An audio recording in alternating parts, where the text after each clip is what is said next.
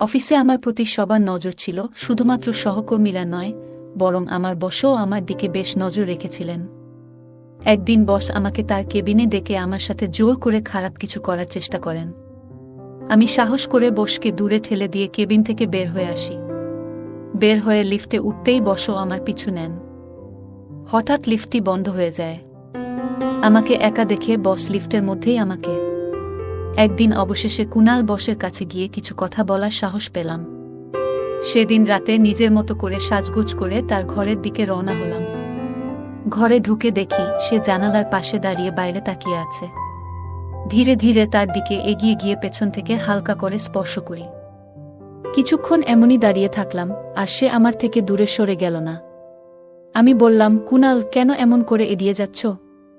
তুমি কি জানো কতদিন ধরে তোমাকে নিয়ে আমি কত চিন্তা করছি? তোমার সামনে থাকলেও তুমি কেন এমন দূরে দূরে থাকছ? কথাগুলো বলতে বলতে আমার হাত তার কাঁধে স্পর্শ করে। সে ঘুরে তাকালো না, আর আমি মৃদু হাসি দিয়ে তাকে জড়িয়ে ধরলাম। যেন মুহূর্তটি থেমে গেল আমাদের জন্য। বন্ধুরা, আজকের গল্পটি অনেক বেশি স্পেশাল। আশা করছি তোমাদের ভালো লাগবে। আর প্লিজ ভিডিওটিতে একটা লাইক করে দেও। আমার বয়স 25 বছর। আমি অনেক সুন্দর আর আকর্ষণীয় ছিলাম। আমার নাম তানিয়া। শহরে আসার পর থেকেই আমি অনেক ছোট পোশাক পরে থাকি, যা আমাকে আরও আকর্ষণীয় করত।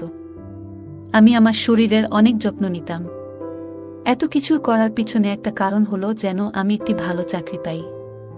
এই চাকরি পাওয়ার জন্য আমি ইচ্ছা করেই বসের গাড়ির সামনে যেতে চেয়েছিলাম, কারণ এতে আমার চাকরি পাওয়ার সম্ভাবনা ছিল। কিন্তু আমি জানতাম না যে এই চাকরির মূল্য আমাকে আমার সম্মান দিয়ে দিতে হবে। হালকা আঘাতের কারণে আমার হাঁটুতে সামান্য ব্যথা হয়েছিল, তবে সৌভাগ্যক্রমে বড় কোনো আঘাত পাইনি। বস আমাকে সাহায্য করে হাসপাতালে নিয়ে যান এবং প্রাথমিক চিকিৎসার ব্যবস্থা করেন। তিনি তখনও জানতেন না যে আমি তার কোম্পানিতে ইন্টারভিউ দিতে এসেছিলাম। এই আইডিয়াটা আমার এক বন্ধুর কাছ থেকে পেয়েছিলাম। সে আমার এই বসের কোম্পানিতে কাজ করে। বস আমার ঠিকানা জানতে চেয়েছিলেন এবং ক্ষতিপূরণের জন্য আমাকে কিছু আর্থিক সাহায্য করেছিলেন। শহরে আমার কোনো আত্মীয় ছিল না, এবং আমি চিরতরে আমার মামার বাড়ি ছেড়ে চলে এসেছিলাম, কারণ আমার মামি আমাকে অনেক কষ্ট দিয়েছিলেন। আমার এই পরিস্থিতির কথা বসকে জানাই এবং বলি যে এই শহরে আমার কেউ নেই, আমি এখানে চাকরির খোঁজে এসেছি। তখন বস বললেন, ঠিক আছে, আমি আমার বাড়িতে তোমার জন্য একটি রুমের ব্যবস্থা করতে পারি, এবং সুস্থ হয়ে উঠলে তোমাকে চাকরির একটা ব্যবস্থা করে দিব। বসের এই সহায়তার মাধ্যমে তিনি একজন ভালো মানুষ বলে মনে হচ্ছিলেন, এবং আমারও থাকার কোনো নির্দিষ্ট জায়গা ছিল না, তাই আমি তার প্রস্তাবটি মেনে নিলাম। তার নাম ছিল কুনাল। তার বাড়ি বড় হলেও তিনি একাই থাকতেন এবং বাড়িতে কয়েকজন কর্মচারী ছিল। বাড়িতে আসার পর খুব বেশি সময় হয়নি, তাই আমি শান্তভাবে তার দেওয়া ঘরটিতে চলে গেলাম। আচমকা ঘটে যাওয়া এই দুর্ঘটনাটি আমার জীবনে অদ্ভুত কিছু ঘটনা নিয়ে আসবে তা একদমই বুঝতে পারিনি। তবে এটুকু জানতাম যে এমন হঠাৎ করে কারো সাথে সাক্ষাৎ হওয়ার পেছনে কোনো না কোনো কারণ থাকে। যখন পর্যন্ত আমার পা পুরোপুরি সুস্থ হচ্ছিল না, কুনাল আমার প্রতি অনেক যত্ন নিয়েছিলেন। এই সময়ে জানতে পারলাম তিনি একজন সফল ব্যবসায়ী। কিছুদিনের মধ্যেই আমি পুরোপুরি সুস্থ হয়ে উঠলাম। সুস্থ হওয়ার পর ভাবলাম যে এবার আমাকে সেই বাড়ি ছেড়ে যেতে হবে। সেদিন কুনাল নিজেই আমাকে জিজ্ঞাসা করলেন যে আমি কবে চলে যাব। তখন আমি তার সামনে আবেগে ভেঙে পড়লাম। বললাম, আমার এখানে থাকার মতো কোনো জায়গা নেই এবং এখনো পর্যন্ত কোনো চাকরিও পাইনি। যেদিন আপনার গাড়ির সাথে আমার দুর্ঘটনা হয়েছিল সেদিন আমার একটি ইন্টারভিউ ছিল, যা এখন আমার হাতছাড়া হয়ে গেছে। আমার কান্না দেখে কুনাল আমাকে তার কোম্পানিতে একটি চাকরি দিলেন এবং তার বাংলোতে থাকার জন্য একটি রুমের ব্যবস্থা করলেন। তিনি বললেন, যতদিন না অন্য কোথাও থাকার ব্যবস্থা করছি ততদিন আমি এখানে থাকতে পারি। এত ভালো সুবিধা পাওয়ায় আমি সেই বাড়ি ছাড়তে চাইনি, কিন্তু কুনাল আমাকে অন্য কোথাও থাকার জন্য 1 মাস সময় দিয়েছিলেন। এবার থেকে আমার নতুন চাকরি শুরু হলো। অফিসে গিয়ে জানতে পারলাম যে কুনাল এর বাবা এখানকার বড় বস। সেদিন প্রথমবার তার সাথে আমার দেখা হওয়ার কথা ছিল অফিসে। আমি কেবিনে ঢুকতেই তিনি কিছুক্ষণ তাকিয়ে রইলেন এবং আমাকে বসতে বললেন। আমি নিজের পরিচয় দিলাম এবং তারপর কেবিন থেকে বের হতে যাব। তখন তিনি হঠাৎ করে আমার হাত দুটি ধরে ফেললেন এবং ছাড়তে চাইছিলেন না। তার এই ব্যবহারে আমি কিছুটা অবাক হয়ে গেলাম। কেন জানি না, মনের ভিতর অনেক ভয় পেতে থাকলাম। চাকরির প্রথম দিনেই তিনি আমাকে 5-6 বার কেবিনে ডেকেছিলেন, যা আমার খুব একটা ভালো লাগছিল না। তবুও কিছু বলার সাহস পাইনি, কারণ কিছু বললে হয়তো চাকরিটা চলে যেত। সেদিন সন্ধ্যায় বাড়ি ফিরলে দেখি ছোট বস কুনাল বাড়িতে নেই। আমি বাড়ির পরিচারিকার কাছে বসের ব্যাপারে জানতে চাইলে সে জানান কুনাল এই বাড়িতে একাই থাকেন। তার এত ধন সম্পদ দেখে আমার চোখ যেন চকচক করছিল। আমার মনে অর্থের লোভ তৈরি হতে শুরু করে। রাতে ইচ্ছাকৃতভাবে ছোট পোশাক পরে কুনালের রুমে যাই।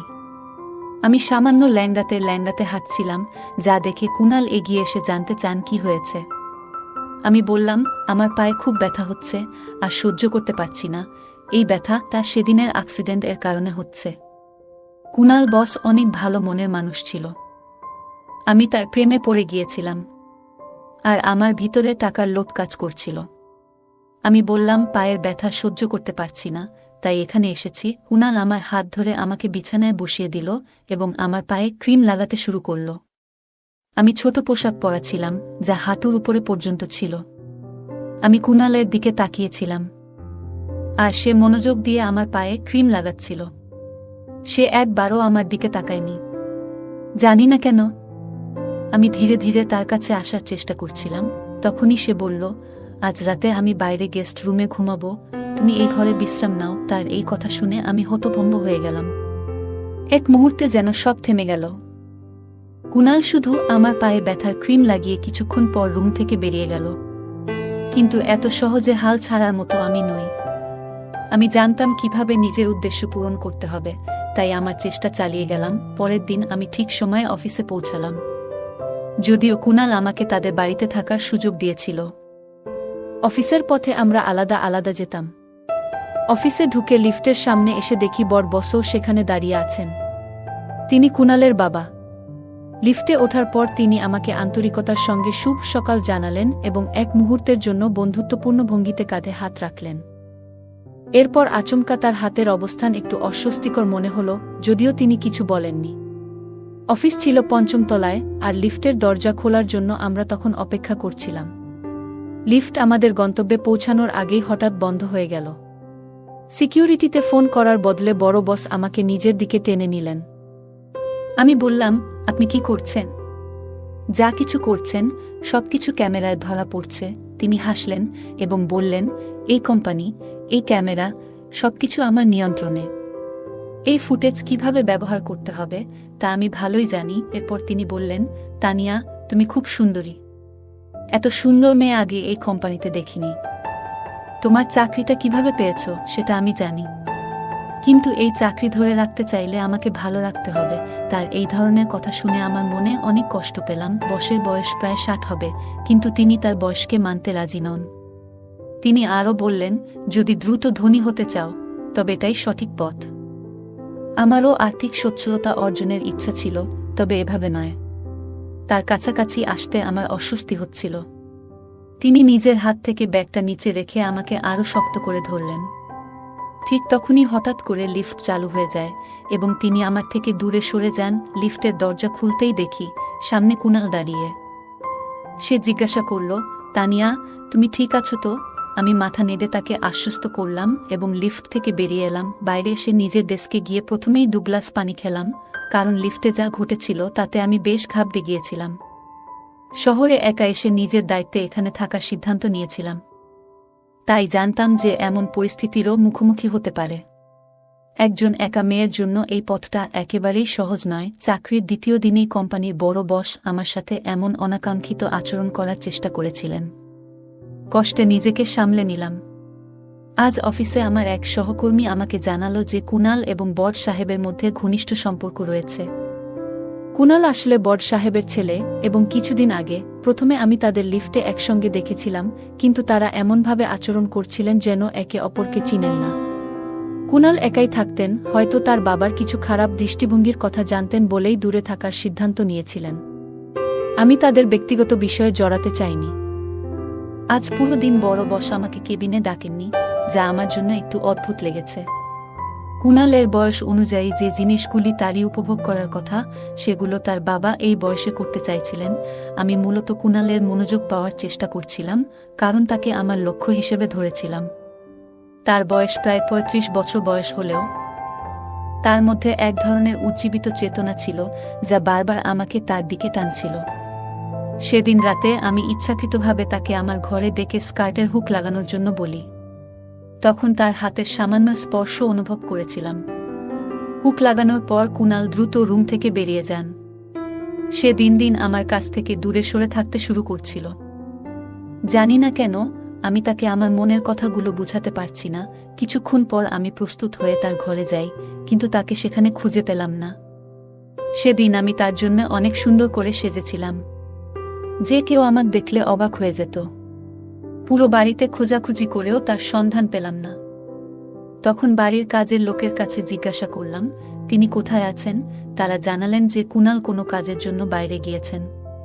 কুনালের জন্য অপেক্ষা করতে করতে অবশেষে আমি নিজের ঘরে গিয়ে ঘুমিয়ে পড়লাম। এভাবে কেটে গেল কয়েকদিন। প্রতিদিন রাতে আমি পরিপাটি হয়ে কুনালের ঘরে যেতাম, কিন্তু কখনোই তাকে সেখানে খুঁজে পেতাম না। রাতে সে কোথায় যেত তা আমার বুঝে আসছিল না। এত সুন্দরী ও আকর্ষণীয় মেয়ে তার সামনে থাকার পরও সে কেন আমার প্রতি আকর্ষণ বোধ করছিল না, এ নিয়ে আমার মনে কৌতূহল তৈরি হয়েছিল। একদিন অবশেষে তার কাছে গিয়ে কিছু কথা বলার সাহস পেলাম। সেদিন রাতে নিজের মতো করে সাজগোজ করে তার ঘরের দিকে রওনা হলাম। ঘরে ঢুকে দেখি সে জানালার পাশে দাঁড়িয়ে বাইরে তাকিয়ে আছে। ধীরে ধীরে তার দিকে এগিয়ে গিয়ে পেছন থেকে হালকা করে স্পর্শ করি। কিছুক্ষণ এমনই দাঁড়িয়ে থাকলাম, আর সে আমার থেকে দূরে সরে গেল না। আমি বললাম, কুনাল, কেন এমন করে এড়িয়ে যাচ্ছ? তুমি কি জানো কতদিন ধরে তোমাকে নিয়ে আমি কত চিন্তা করছি? তোমার সামনে থাকলেও তুমি কেন এমন দূরে দূরে থাকছ? কথাগুলো বলতে বলতে আমার হাত তার কাঁধে স্পর্শ করে। সে ঘুরে তাকালো না, আর আমি মৃদু হাসি দিয়ে তাকে জড়িয়ে ধরলাম। সে আমায় আলতো করে নিজের বাহুতে টেনে নিল, যেন মুহূর্তটি থেমে গেল আমাদের জন্য। ধীরে ধীরে আমাকে নিয়ে বিছানার কাছে নিয়ে এলো।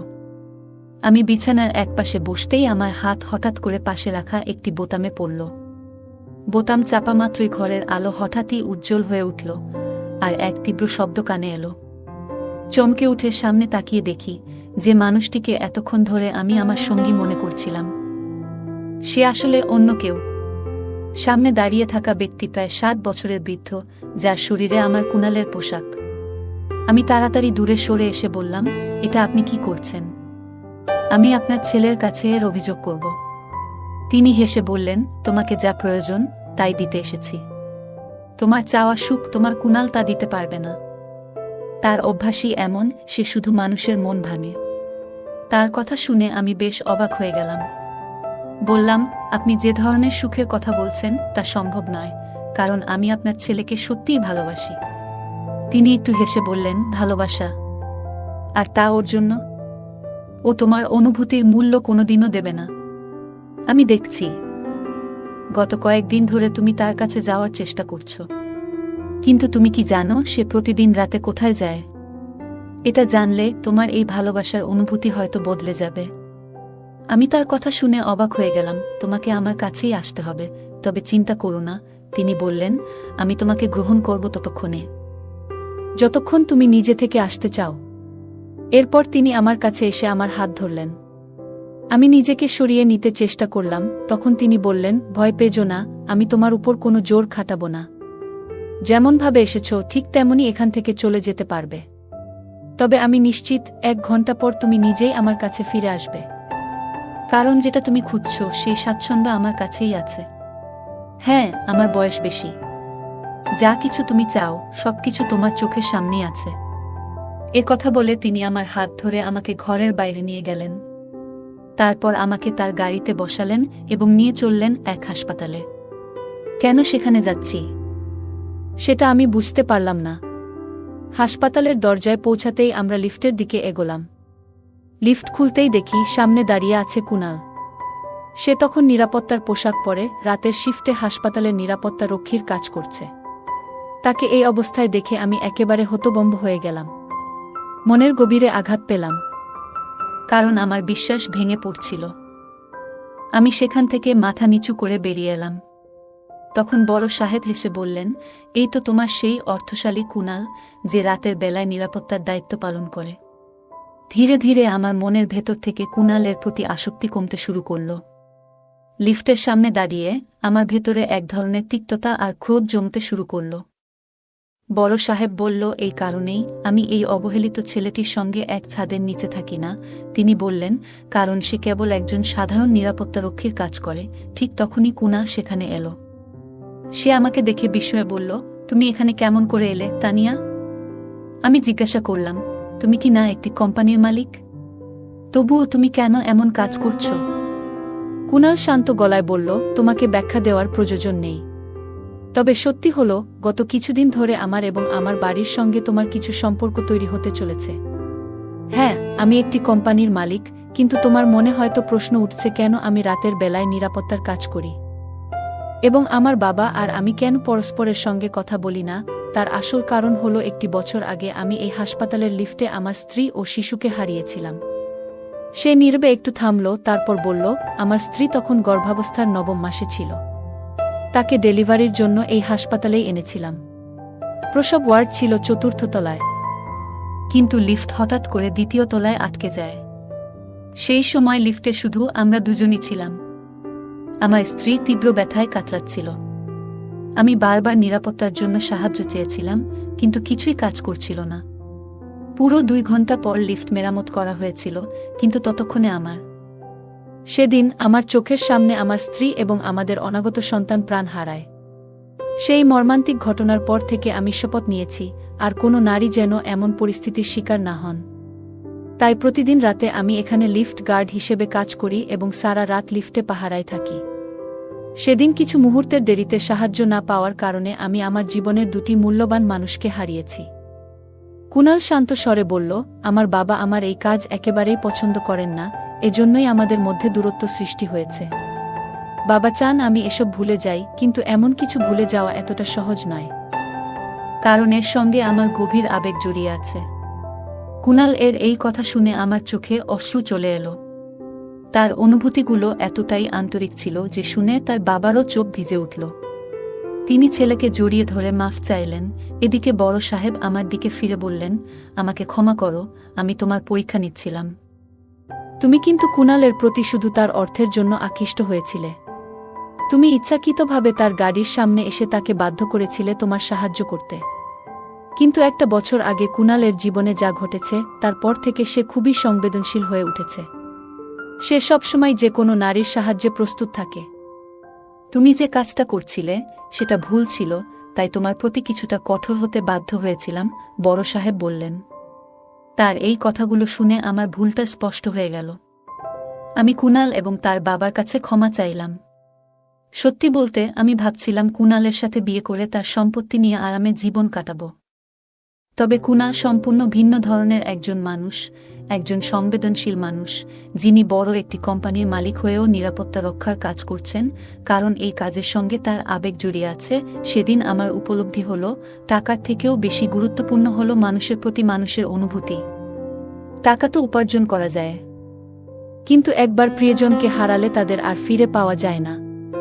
তাই টাকার চাইতে আমাদের কাছের মানুষদের মূল্য দেয়া প্রয়োজন। অর্থ থাকলেই যে জীবনে সুখ থাকবে এমনটা নয়। সবার জীবনেই কিছু না কিছু অভাব থাকে, আর তাই আমাদের উচিত যা আছে তা নিয়ে সন্তুষ্ট থাকা এবং সেই জীবনকে আনন্দময় করে তোলা। এই গল্প আমাদের মূল্যবান শিক্ষা দেয় যে প্রকৃত ভালোবাসা ও সম্পর্ক গড়ে তুলতে গেলে আত্মস্বার্থ বাদ দিয়ে আন্তরিকতা ও সততার প্রয়োজন। গল্পের মূল চরিত্রটি প্রথমে কুনালের প্রতি আকৃষ্ট হয়েছিল তার অর্থ ও আরামের জীবনের জন্য, কিন্তু আস্তে আস্তে তার ভুল উপলব্ধি করে।